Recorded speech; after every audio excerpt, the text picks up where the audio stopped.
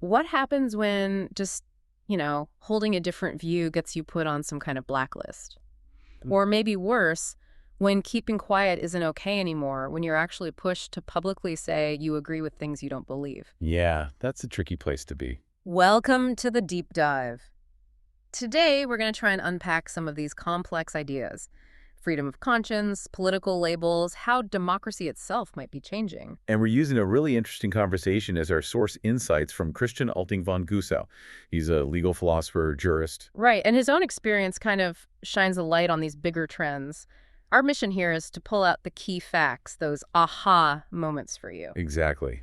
Help you get a handle on these complicated issues quickly without getting bogged down. Okay, so let's dive right in with Christian's story. It's pretty startling. He found himself, well, essentially blacklisted in this report. Yeah, imagine finding that out. This report, it's called The Next Wave, How Religious Extremism is Reclaiming Power, published by the European Parliamentary Forum for Sexual and Reproductive Rights, the EPF. And it's not some short pamphlet either. It's, 160 pages? Yeah. By Mr. Data. Precisely. And the report flat out labels Christian and his organizations. Now, these are an advisory firm and the ICLN, which is a training institute for politicians. Important detail there. It focuses on formation, networking, not activism, not lobbying. Exactly. But the report calls them anti-gender and religious extremist. Wow.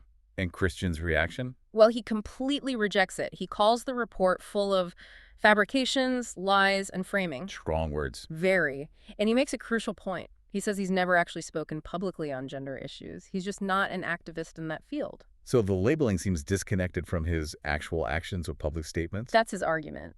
And this leads to what seems to be the EPF's underlying logic, or at least how Christian interprets it. Essentially, if you are not actively with us, promoting our views, then you must be an extremist. That's a core theme we need to explore. Right. It's a very binary approach. No room for neutrality or just, well, focusing on other things. And this isn't exactly new, is it? This demand for public affirmation. No, Christian draws a historical parallel himself. Yeah, this Sir Thomas More. Back in the early 16th century, Lord Chancellor under Henry VIII. That's the one. And More, famously, lost his head. But the key point Christian makes is why. It wasn't because he spoke out against King Henry's divorce or declaring himself head of the church. No, it was quieter than that. Exactly. It was his refusal to take a public oath, saying he agreed with it all. He actually withdrew from public life, tried to just be silent. Hoping that would be enough. But it wasn't. The king, or perhaps the system around him, demanded that public show of support. Silence wasn't neutral anymore. It was seen as opposition. Chilling. And it shows a tendency, maybe, in certain power structures. Yes, leaning towards totalitarianism, perhaps, where private conscience isn't enough. You need public conformity. And the link to today... It feels pretty direct, doesn't it? It's often not enough to just stay silent on certain hot-button issues. Right, you're expected, sometimes pushed, to publicly endorse specific views as the only correct ones. And if you don't?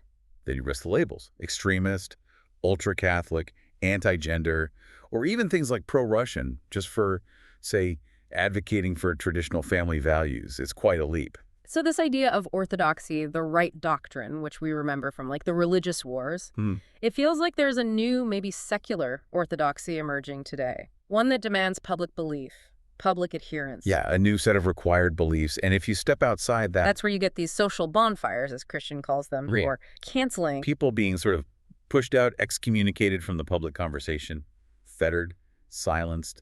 It echoes those historical patterns. And there's this layer of financial irony, too, which is striking. With the EPF report? Yes. The same report accusing people like Christian of problematic foreign funding. Well, the EPF itself gets funding from major players. Like the Bill and Melinda Gates Foundation. And the UN Population Fund, yes. And both of those get significant funding from the EU, from various governments. Well, Christians' organizations. He says they operate purely on private donations, conference fees, no government money, no NGO funding, and crucially, they don't lobby. So the accusers are funded by large institutions, some government-backed, while the accused relies on private support and doesn't lobby.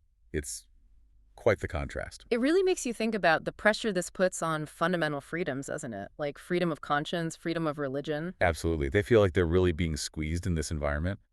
And this brings up the hypocrisy, or at least the selectivity, in the report itself. How so? Well, think about it. The report goes deep into Christian and Jewish perspectives on family, marriage, and labels them potentially problematic. Okay. But it's remarkably silent on, say, Islam's views on gender. It just doesn't go there.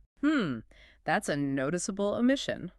It leads to this idea that maybe certain groups are seen as easy targets or safe targets, perhaps, while others are, well, avoided. Why might that be? It's hard to say for sure, but it suggests a strategic element, perhaps.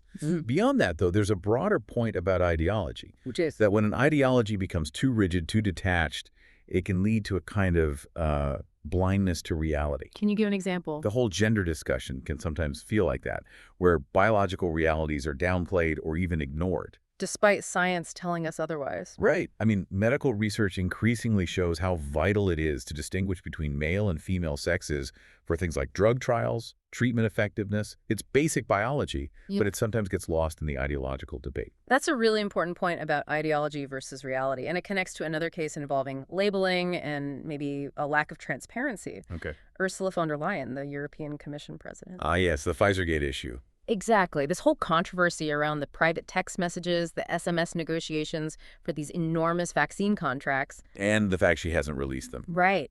Despite calls from the European Court of Justice, the European Ombudsman, even critical reports from the European Court of Auditors, she's refused to make them public. So a lot of official pressure for transparency there. Definitely. And when she faced a motion of no confidence over this whole situation, her response was quite telling. What did she say?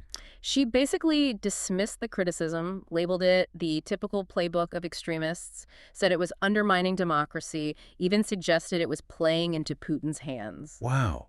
So instead of addressing the substance of the transparency issue, she labeled the critics. Pretty much. Which, doesn't feel like serious politics, as Christian might put it. It seems more likely to erode public trust. Especially when internal EU bodies themselves are asking the questions. Yeah. It suggests a kind of, well, autocratic reflex, maybe, dismissing legitimate scrutiny. It does raise questions. And how does this compare internationally? Christian offered some thoughts on the U.S. versus Europe, didn't he? He did, and they were quite perhaps counterintuitive to some European perspectives. He actually sees U.S. democracy as more vibrant, more resilient than it's often given credit for over here. Really? How so? Well, he pointed to Trump's time. Even something like Trump's proposed Big Beautiful Bill, it still faced major pushback from Congress, needed significant compromise. So the checks and balances worked. That's the argument. The system showed resilience. He also mentioned a Supreme Court ruling, the one limiting federal judges' power to issue nationwide injunctions. Which was sometimes portrayed as an authoritarian move? Yes, but he framed it differently, as a legitimate legal debate about the proper balance of powers within the judiciary.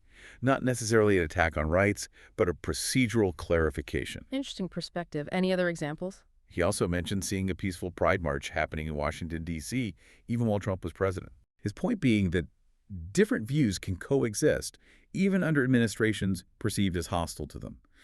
And he added a thought about government neutrality, that maybe government shouldn't be flying flags representing specific ideologies above, say, national symbols. So a more robust space for disagreement, perhaps, than sometimes perceived from Europe. That seems to be his view, and he contrasted that with what he saw in Europe. Which was? He described it as an enormous rejection here of almost anything associated with the U.S. under Trump, which in turn led to a kind of doubling down on certain European ideological stances, almost a reaction against it. Like defining oneself in opposition. Something like that. Yeah. And perhaps the most concerning observation he showed Go on. was about the lack of real substantive dialogue between European leaders and their U.S. counterparts during that time. A breakdown in communication. More than that, almost. He mentioned hearing from a U.S. senator, someone responsible for transatlantic relations, who said that European allies, except maybe the Baltic states, just weren't visiting Washington anymore to actually discuss the relationship. A huge change from the past. Wow. That's significant. It really is. It feels like a form of canceling culture, but applied at the diplomatic level, avoiding engagement if you don't like the current administration or its views. A canceling culture in diplomacy. That's a really thought-provoking phrase. So, looking at the U.S. now, what does this all mean going forward?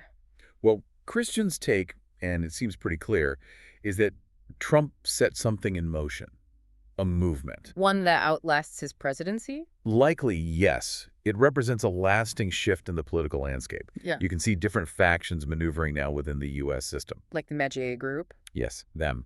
Then you have more traditional Republicans, and this newer group, sort of young guns and maybe more isolationist people like J.D. Vance.